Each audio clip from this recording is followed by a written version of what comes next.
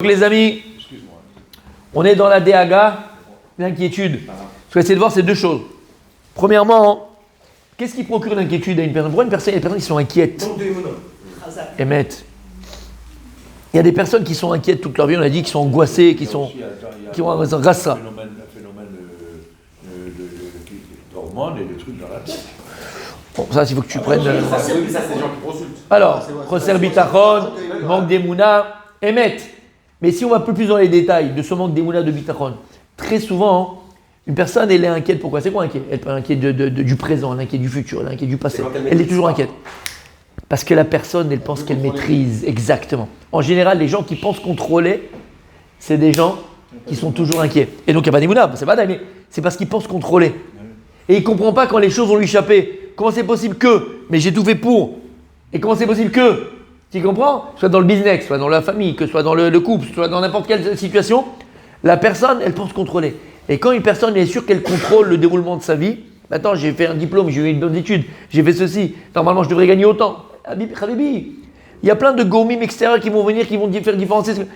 Et les personnes qui pensent contrôler leur existence à 100%, ces personnes sont toujours inquiètes. Pourquoi? Vous l'avez dit, parce qu'il y a un manque d'émouna, un manque de bitra, mais pourquoi? Parce que... C'est un peu de la gava, mais... Tu veux que je te dise, c'est vrai? Non, il a raison. Le terroir, c'est de la gava. Mais je ne veux pas rentrer dans la gava, je vais rentrer dans le niveau psychologique. Psychologiquement, ces personnes-là, même elles pensent contrôler leur vie. Et elles ont pensé leur vie déjà à 20 ans, comment il va terminer à 70 ans, quoi. Et ils pensent que tout est contrôlable, mais il n'y a pas... Elles ont une mauvaise appréciation. Faut que tu lâches. Du libre arbitre. Exactement. Et en vérité, c'est un manque d'émouna, c'est émettre, c'est un manque d'émouna. Comprendre que Rabot, Marchebot, Belevi, je vais t'attacher Mitakoum. Toi, tu penses à plein de choses. Dire qu'il faut penser. Alors quoi, il ne faut pas penser? Il ne faut pas essayer de réfléchir?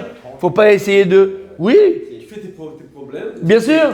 Tu me cherches un magasin pour ouvrir un truc. Tu vas essayer de trouver le meilleur endroit selon ce que les gens te disent, selon ce qu'ils te disent. C'est pas dingue.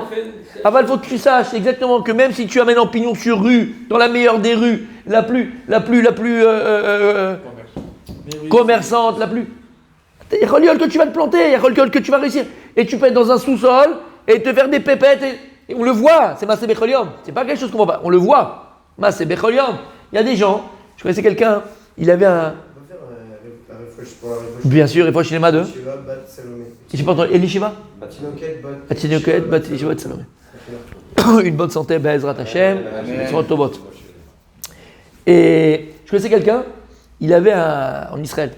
Je parle de ça, il y a 25 ans, et lui, il était à 40 ans, petit. Bon, bref, quand même en Israël, il y avait un petit magasin comme ça. Mais quand je vous dis un petit magasin, il avait juste un comptoir et tu pouvais rentrer 2 personnes à l'intérieur. C'était un trou. Et il vendait, il vendait des habits, d'accord? Tout petit, ouais, des habits. Mais un trou, quand j'ai un trou, quand on allait le rendre visite, tu ne pouvais pas rentrer parce que... Mais c'était... Bon, quand c'était petit, c'est normal, mais il y avait la queue, c'était bondé, c'était énorme.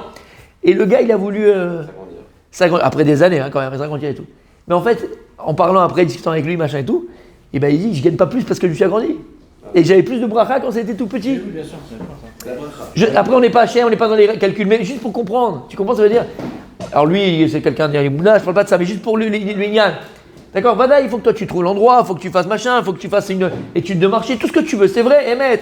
Mais malgré ton étude de marché, malgré le pignon sur rue, malgré Kol Machat Tarot, c'est le meilleur sera, t'as l'odeur, ça va marcher ou pas? Pourquoi? Parce que c'est pas entre tes mains. La finalité des choses, elle est entre mains d'Akadosh Baruch Hu. Et si Akadosh Baruch Hu, malgré tout ce que tu as fait, il a décidé autrement, eh ben ça sera autrement. En malasot. Mais encore une fois, je répète, ça enlève en rien le fait que toi, tu dois faire les choses. Ça enlève en rien. Comme on dit, c'est le darga de David Ameler. Le seul qui était capable de sortir à la guerre, faire la guerre, tuer, faire machin et gagner. Et savait à la fin qu'il n'avait rien fait du tout. Après, tu sors de la guerre. C'est Kouribiotsemi, il dit non. Il était capable d'aller à la guerre et de savoir que c'est pas lui qui faisait la guerre. D'autres rois, qu'est-ce qu'ils faisaient? Ils dormaient, ils étudiaient. C'est quoi? Non, parce qu'il n'y avait pas l'aïmouna. Parce qu'il n'y a pas l'aïmouna. Dis-moi, je peux pas, si je sors à la guerre ou je fais le machin, je crois que c'est moi. Alors moi, j'étudie, c'est tout. Là, je sais que c'est Hachem. Non, mais Khila. Oui. On a étudié ça. Oui, bien sûr. Ils avaient l'aïmouna. Oui. Mais C'est le plus grand degré de l'aïmouna. Oui, mais pourquoi ils n'avaient pas à la guerre? Ils avaient quand même l'aïmouna. Bien sûr. Alors on dit, attends, on parle de qui? On parle de géants. Mais à l'inverse, on parle par rapport à David Ameller. Ils n'étaient pas capables, eux, d'aller à la guerre parce que s'ils allaient à la guerre, ils se disaient, je pourrais penser que c'est moi. Ça, c'est un degré d'aïmouna. En trouver une émouna, c'est pas Le possible. fait de rester dormir et de dire ou de Dans les prier. forces. C'est déjà une émouna, j'ai pas dit le contraire. Je dis par rapport à David Ameller, que lui qui était capable de sortir à la guerre et de dire c'est pas moi, c'est Akadosh Baruch Hu. Encore une fois, comme je l'avais dit, on avait ramené Chovot Alovot. Il dit Chovot Alovot, quelque chose de magnifique. Il dit quand quelqu'un, maintenant à l'époque c'était des agriculteurs, il dit quelqu'un il a un champ. Il doit se lever à 4h du matin, il doit arroser, labourer, enlever les mauvaises herbes, il doit se fatiguer, il doit faire et machin. Et à la fin, quand son champ va lui donner ses fruits ou ses légumes ou ce qu'il va lui donner, ses récoltes, il doit savoir prouve pour lui-même que même si je ne m'étais pas levé et que même si je n'avais pas travaillé mon champ, j'aurais eu quand même ma récolte. Bon, bah, tu vois, c'est un niveau, ouais, c'est un niveau très haut. Et c'est ça. Et donc très souvent, les gens qui sont inquiets, c'est des gens qui pensent que les événements leur échappent. Il n'arrive pas à contrôler, donc il est inquiet. Mais quelqu'un qui habite à Chon Bachem, quelqu'un qui a Emouna Bachem, quelqu'un qui sait que tout ce qui lui arrive, tout ce qui arrive dans le monde, ça vient d'Akadosh Baruch Hu. Et quelqu'un, et je vais arriver à un autre, là je passe de shlav, plus que ça. Et une personne qui habite à Chon Bachem, qu'Akadosh Baruch Hu lui donnera ce qu'il a besoin. Et qu'Akadosh Baruch Hu lui donnera bidjouk ce qu'il a besoin. Cette personne, elle n'a pas peur. Cette personne n'a pas peur. Bitachon, encore une fois, là je suis là. Là je suis en train de vous dire que la personne, elle sait que Dieu va lui donner. Par exemple, le sabbat Misobotka. Le quoi? Le sabbat de Slobodka. Il était connu pour sa émouna. C'est de l'alcool, toi. La vodka. Non, pas Slobodka. De Noverdok.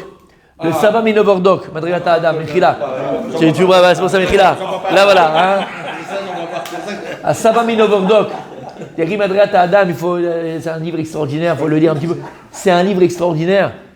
Et là-bas, il parle et il dit Ani misiti mitada bitachon, veitzlarti. J'ai essayé mida bitachon et j'ai réussi. Et c'est quoi bitachon? C'est que je suis sûr que ce que j'ai besoin, si maintenant j'ai besoin, Dieu me le donne. Bliss afek. Il y a comme une histoire. Je te raconte cette histoire. Une fois, il est parti il avait plusieurs yeshivot, plein d'endroits, il avait besoin d'argent pour sa yeshiva, pour les machins. Et il avait besoin d'argent. Donc il devait aller dans une autre ville, il est parti à la gare. Il est à la gare comme ça, et le train il passe, il monte pas dedans. Le train il passe, il y a 2, 3, 4, 5. Il y avait un juif là-bas qui était là-bas. Après il est parti voir, il dit Gvodaram et tout, vous attendez quelqu'un, il y a quelque chose, vous faites quoi là? Il dit non, je dois partir, truc machin, pour chercher de l'argent et tout, mais j'ai pas de ticket. Il fait, il faut aller au truc là, pour juste là, il croyait qu'il connaissait pas. Il faut aller au guichet. Il dit non, j'ai pas d'argent. Je dis, vous n'avez pas d'argent, pourquoi vous venez à la gare pour prendre un truc, vous n'avez pas d'argent, je ne viens pas à la gare. Il dit non, mais je dois partir. T'as compris l'histoire? Il a dit bon lui, ça, il est parti, il a acheté le ticket, il est parti. Mais pour te dire ça, si je dois faire quelque chose, je vais aller, ça prend du temps, pas du temps. Akadosh Baruch Hu, il sait combien de temps, quoi, comment. Et je dois y aller. Bitachon Bachem, c'est être sûr qu'Akadosh Baruch Hu. Un autre exemple. Hein? À Oman. Non, ça, je parle même des contemporains. Il y a, bien sûr, c'est vrai. Il y a, comment il s'appelle? Le père du Moussa. Ça va, Miguel. Non. Ça y reste à l'interne. Ouais, exactement. Mais il se reste à l'intérieur, exactement. Il a fait. Je retiens, hein? Depuis qu'il fait son régime. Le père du Moussa, c'est celui qui a fait Tunouata Moussa. Le père du Moussa, c'est Rabbi Israël Salanter. Et il était très davouk. Très attaché à Midat HaBitachon. Il était d'Abouk là-bas. Il était davouk. Très davouk, très attaché à Midat HaBitachon. Il vivait ce Midat HaBitachon. Il avait un Chabruta, t'imagines qui était avec lui. Et l'autre, il disait, toi tu exagères, c'est pas comme ça. Il n'était pas d'accord avec lui. Parce que lui, il disait, comme le Sabbat Minoverdok, que si tu as besoin de quelque chose à l'instant et que tu demandes un jour, Dieu te le donne. Il n'y a pas de safek. Il disait, non, c'est pas vrai, c'est pas comme ça que ça marche. Et donc, ils étaient en Bécoire. Une fois, ils étudiaient ensemble à Midrash. Ils sont arrivés à une Souga qui parlait des Mouna Bitachon et tout. Ils sont venus à ça. Et Rabbi Israël Salanter, ça l'énervait que l'autre, il n'ait pas confiance en Hachem, entre guillemets, quoi qu'il manque. Parce que pour lui, ça manque de confiance en Hachem. De parler autrement, de pas croire à cela. Il dit, tu sais quoi? Regarde, je vais te prouver que ce que je dis, c'est vrai. Ça fait des années que j'ai pas de montre. Il manque, j'ai pas de montre. Et donc c'est un problème. Parce que pour la tfila, pour les shiurim, pour le machin et tout, j'ai pas de montre. Donc il faut que je demande à chez moi. C'est un vrai problème, ça me manque. C'est un besoin. Et j'ai besoin d'une montre. Regarde. Maintenant, là, je vais demander à Kadosh Baruch Hu, maintenant, j'ai besoin d'une montre. Je peux plus, comme ça. J'ai besoin d'une montre pour la Vodat Hashem. J'ai besoin de ça, Hashem. Faut que tu m'amènes une montre. Ils étaient au milieu de la Russie, il faisait moins de 25 dehors. À l'époque, t'imagines, il y a 250 ans. Et l'autre dit, bon, bah d'accord, vas-y, ça fait combien de temps que tu attends une montre? Il dit, non, mais j'ai jamais demandé, mais maintenant, là, j'ai besoin, je vais te montrer. Et il a commencé à étudier, continuer à étudier. Une demi-heure après, la porte du Beth Midrash est dessous, et il y a un soldat, un ours avec une il y a un truc à Barbès. Tu veux une montre? Et donc il y a un soldat prussien, l'armée russe là, qui rentre, de l'armée russe, du tsar, qui rentre.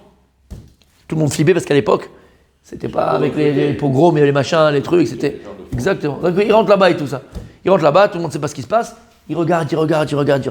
Il était gradé. Il regarde. Et il s'approche là où les deux étudient. Donc ils ont un peu peur. Qu'est-ce qu'il veut? Et il s'arrête. Il dit, si on vous dérangeait, il dit, oui, qu'est-ce qu'il y a? Il dit, voilà, je m'appelle Abramovitch. Il était juif. Beaucoup étaient enrôlés comme ça depuis petit. Et ils n'avaient plus rien de juifs. Ils perdaient toute leur judaïté là-bas. C'était des histoires de fous. Bref, ils étaient pris comme ça par les. Et il dit, je suis juif. Et il y a la guerre avec les Allemands ou les Prussiens, ou je sais pas avec qui, là, machin et tout ça. Je vais partir à la guerre. J'ai une montre. Il avait une montre magnifique en or comme ça, de son père, de son grand-père, de son arrière-grand-père qui passe en famille et tout ça. Il dit, je ne sais pas si je reviendrai ou je ne reviendrai pas. Peut-être que je mourrai là-bas, mais peut-être que je reviendrai.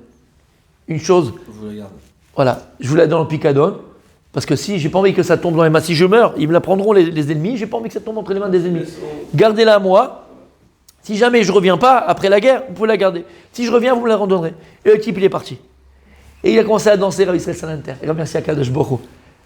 Au milieu de le réussi, au milieu de le truc. Au lui machin, il a reçu sa montre. Encore une fois, c'est une darga. Tout ce qu'on dit, c'est théorique, parce qu'après, il faut le vivre. On a expliqué comment vivre sa émouna, comment se vivre ta croix. Mais on revient dans l'inquiétude, d'accord? Donc très souvent, les gens, ils sont inquiets parce qu'ils pensent qu'ils contrôlent. C'est bon, j'ai autant d'argent, j'ai mis de côté, j'ai mis même pour les enfants, j'ai mis pour la grand-mère, j'ai mis pour le grand-père, j'ai tout machin. Le type, il pense que voilà, il sait.